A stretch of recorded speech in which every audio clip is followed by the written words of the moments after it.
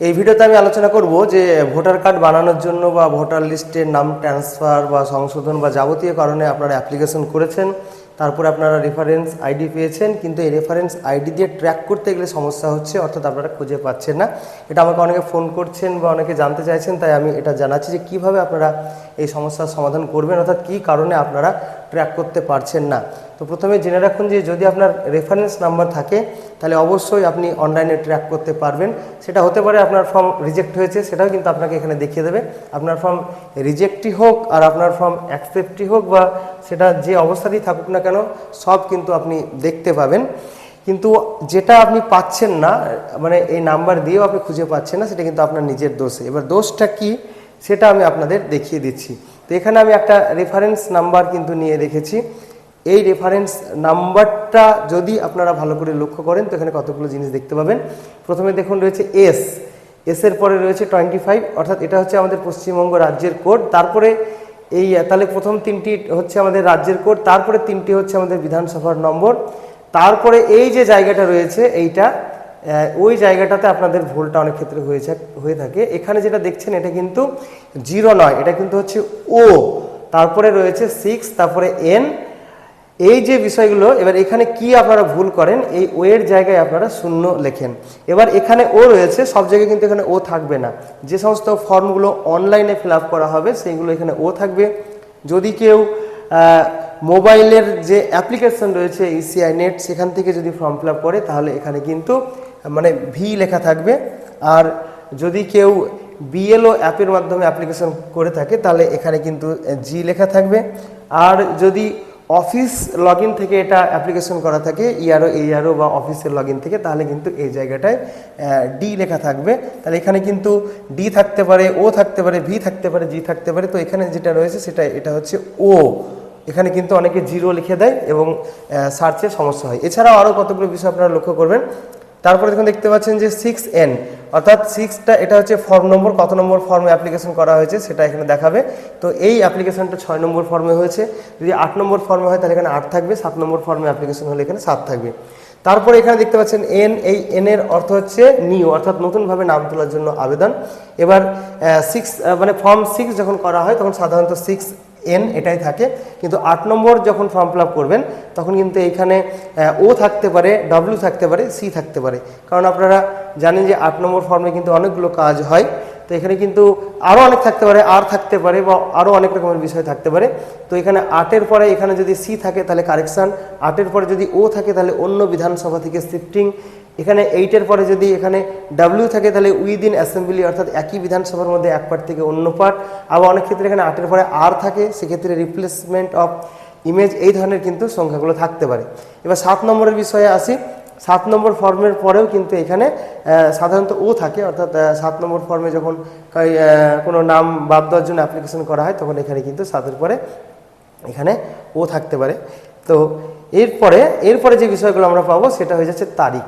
এই যে 6টা সংখ্যা এটা হয়ে যাচ্ছে তারিখ। তো এটা দেখতে পাচ্ছেন এই ফর্মটা কিন্তু 13/3/2026-এ অ্যাপ্লিকেশন করা হয়েছিল। এরপরে যে সংখ্যাগুলো আপনারা পাবেন, প্রথমে পাবেন 1 2, এটা প্রত্যেকটা কিন্তু 1 2 থাকবে। 1 2 থাকার পরে এখানে কিন্তু 5টা আরও সংখ্যা পাবেন। তো এটা হচ্ছে ফর্ম নম্বর, অর্থাৎ এই বিধানসভায় ওই তারিখে যখন প্রথম ফর্মটা জমা পড়বে তখন এখানে 1 2 এর পরে 0000 এখানে 1 থাকবে। তারপরের ফর্মটা যখন জমা পড়বে তখন 00002, এইভাবে করতে করতে করতে করতে কিন্তু এইভাবে নাম্বারগুলো জেনারেট হবে। তো এই নাম্বার দিয়ে যখন আপনারা সার্চ করবেন তখন দেখবেন যে এখানে সবগুলো কিন্তু সংখ্যা আছে এমন নয়, এখানে যেমন কিছু সংখ্যা আছে তেমন আবার এখানে কিছু কিন্তু লেটারও আছে। মূলত এখানে 3টি লেটার থাকে, 3টি ইংরেজি লেটার রয়েছে। এই লেটারগুলো কিন্তু ঠিকভাবে দিতে হবে। যেমন প্রথমে একটা লেটার থাকবে, সাধারণত এটা এস থাকবে পশ্চিমবঙ্গের ক্ষেত্রে। তারপরে এই জায়গাটা আলাদা আলাদা থাকতে পারে, এই জায়গাটা আপনারা লক্ষ্য করবেন আর এই জায়গাটা লক্ষ্য করবেন। এইগুলো কিন্তু ঠিক করে আপনাকে বসাতে হবে।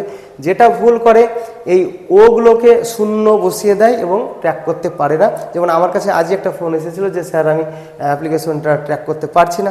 তো আমি তার কাছ থেকে রেফারেন্স আইডিটা চেয়ে নিয়ে আমি যখন সার্চ করলাম তখন কিন্তু ঠিক দেখা গেল। তারপরে কিন্তু আমি তাকে বিষয়টা বুঝিয়ে দিলাম। তো ভিডিওটি করার উদ্দেশ্য হলো যে আপনারা অনেকেই কিন্তু এই ভুলটা করে থাকেন, এই জন্য ট্র্যাক করতে পারেন না। এরকমভাবে আপনারা ট্র্যাক করবেন, ঠিকঠাক পাবে। তো কীভাবে ট্র্যাক করবেন সেটা আমি আপনাদের এবার দেখিয়ে দেবো। তো এর জন্য আপনারা voters.eci.gov.in এই যে পোর্টাল রয়েছে, এই পোর্টালে আপনাদের আসতে হবে। আপনারা গুগলে গিয়ে জাস্ট এটা টাইপ করবেন voters.eci.gov.in, তারপরে সার্চ করার পরে আপনারা এরকম ধরনের পেজে চলে আসবেন। তো এই ধরনের পেজে আসার পরে আপনারা যদি কম্পিউটার থেকে খোলেন তাহলে এখানে আপনারা দেখতে পাচ্ছেন যে ট্র্যাক অ্যাপ্লিকেশন স্ট্যাটাস, তারপর রয়েছে track all your form status year. এটা আপনারা কম্পিউটার থেকে দেখছেন। যদি আপনি মোবাইল থেকে সার্চ করেন তাহলে কিন্তু এটা একটু নিচের দিকে পাবেন, স্ক্রল করে নিচে নেমে আসবেন। তো এই যে জায়গাটা রয়েছে এটা হচ্ছে আপনার যে কোনো রকমের ফর্ম, অর্থাৎ 6 নম্বর, 7 নম্বর, 8 নম্বর বিভিন্ন ফর্ম ট্র্যাক করার জায়গা। এছাড়া আরও অন্যান্য ট্র্যাকিংয়ের জায়গা আছে, সেটা অন্য বিষয়ে। তো এখানে আপনারা টাচ করবেন, এখানে টাচ করার পরে আপনারা এরকম ধরনের একটা পেজে আসবেন। তো এক্ষেত্রে একটা কথা বলে রাখি যে এক্ষেত্রে কিন্তু মোবাইল নম্বর দিয়ে আপনাকে লগ ইন হওয়ার প্রয়োজন হবে। তো যদি আপনার অ্যাকাউন্ট তৈরি করা না থাকে তাহলে মোবাইল নম্বর এবং ওটিপির মাধ্যমে আপনাকে অ্যাকাউন্ট তৈরি করে লগ ইন হতে হবে। তো আমার অলরেডি লগ ইন হওয়া আছে, তো আমি চলে এলাম এখান থেকে, অর্থাৎ এখানে টাচ করার পর আমি এখানে চলে এলাম। এবার এই জায়গাটায় সেই রেফারেন্স নম্বরটা আপনি ঠিকভাবে বসিয়ে দেবেন। আবারও বলছি, এখানে কিন্তু 3টি লেটার আছে। এখানে প্রথমে একটা লেটার পাবেন, তারপরে আপনারা এখানে একটা লেটার পাবেন, এখানে একটা লেটার পাবেন। এই 3টি লেটার আর বাকিগুলো সংখ্যা। তো সেটা ঠিক করে দেওয়ার পর আপনারা এখানে সাবমিট করবেন। সাবমিট করার পরে এখানে দেখতে পাচ্ছেন ফর্ম রেফারেন্স নাম্বার থেকে শুরু করে সমস্ত ডিটেলস একে একে চলে আসছে।